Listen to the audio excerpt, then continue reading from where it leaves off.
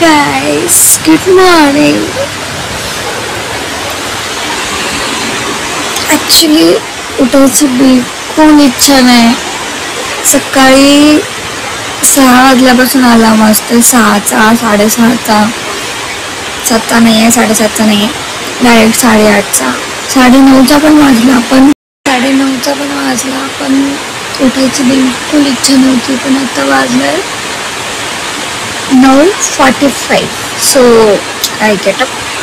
आणि माझ्या उठण्याच्या पाठीमागचं सगळ्यात मोठं मोटिवेशन म्हणजे ब्रेकफास्ट करायला.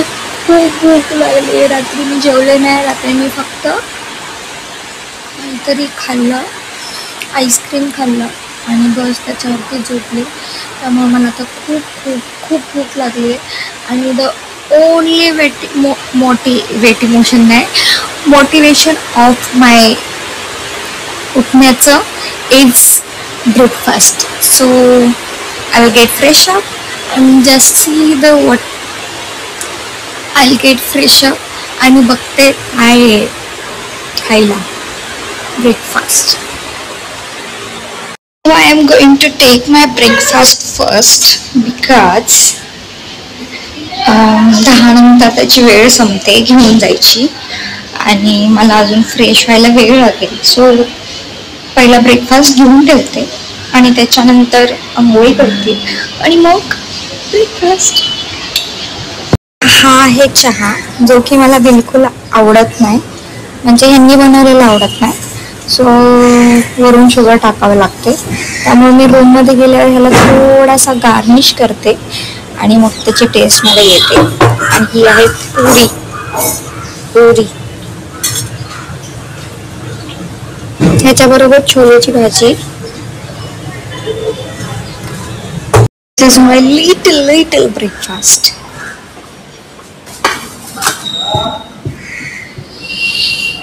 सो थोडं गार्निश करावं लागेल, थोडी टेस्ट त्याच्यामध्ये ॲड करावी लागेल, त्यावेळेस कुठं चव येईल त्याला. आणि मला तर छोलेच्या भाजी बरोबर पुरी बिलकुल पसंत नाही आहे. त्यामुळं मी चहाला थोडासा चांगला बनवेल अजून थोडा आणि मग त्याच्यामध्ये पुरी खाणार.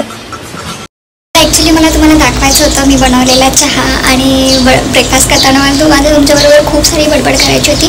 पण माझ्या रूममध्ये एक मुलगी नाईट शिफ्टवरून आली.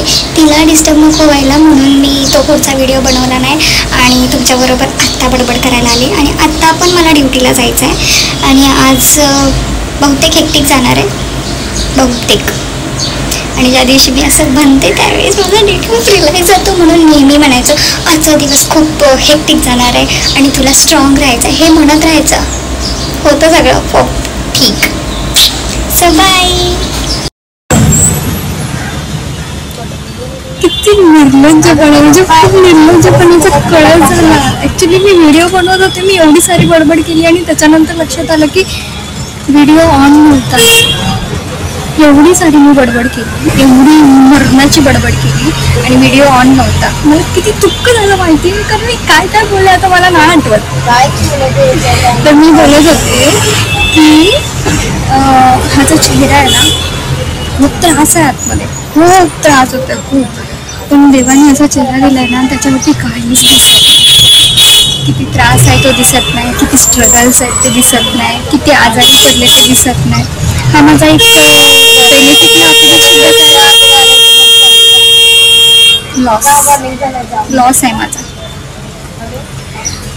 पण एका दृष्टीनं बरं आहे, म्हणजे त्रास जरी असला तर तो चेहऱ्यावर न दिसणं हा खरंच बिग पॉईंट.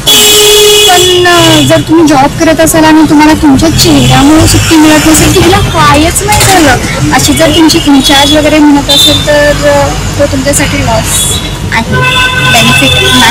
बेनिफिट नाही.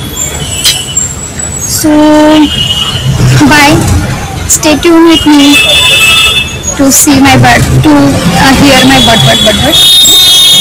आणि काय बोलू मला नाही सुचत, कारण मी खूप छान बोललेली. तो व्हिडिओ रेकॉर्ड नाही झाला.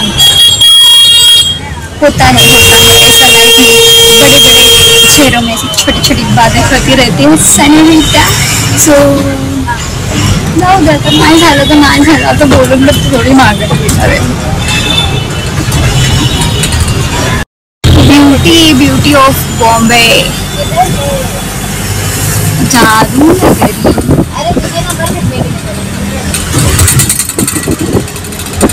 सपनों का शहर. मुंबईला किती सारे नाव आहेत ना, किती सारे नाव आहेत. बॉम्बे, जादू नगरी, ड्रीम सिटी, खूप सारे नाव आहेत त्या मुंबईला. आणि खरंच मुंबई कोणाला उपाशी नाही राहू देत, कधीच नाही.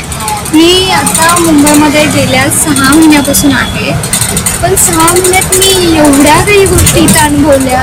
एवढे सारे लोक इथं राहतात, कुठून कुठून आलेले, कुठून फक्त महाराष्ट्रातले लोक नाही आहेत इथं. खूप सारे खूप लांबून आलेले लोक आहेत, पण प्रत्येक जण त्यांच्या करिअरमध्ये सक्सेसफुल आहे. प्रत्येक जण काय म्हणतात त्याला, गाड्यावरती पाणीपुरी बनवणारा, रस्त्यावरती क्लिनिंग करणाऱ्यापासून अंबानी पण इथंच राहतात. अंबानीपर्यंतचे लोक इथं राहतात. म्हणजे कुठल्याच प्रकारचा भेदभाव इथं नाही आहे, कोणत्याच प्रकारचा म्हणजे कोणाला कोणाची काही पडलेलीच नाही आहे. जसं की गावामध्ये लोकांचं कसं असतं, थोडीशी प्रगती झाली की अशी जेलसी होते, तसं इथं काहीच नाही आहे. प्रत्येक जण आपल्या लाईफमध्ये एकदम टॉपमध्ये, प्रत्येक जणाला त्याच्या शेजारी काय चाललं याच्याशी काही घेणं देणं नाही.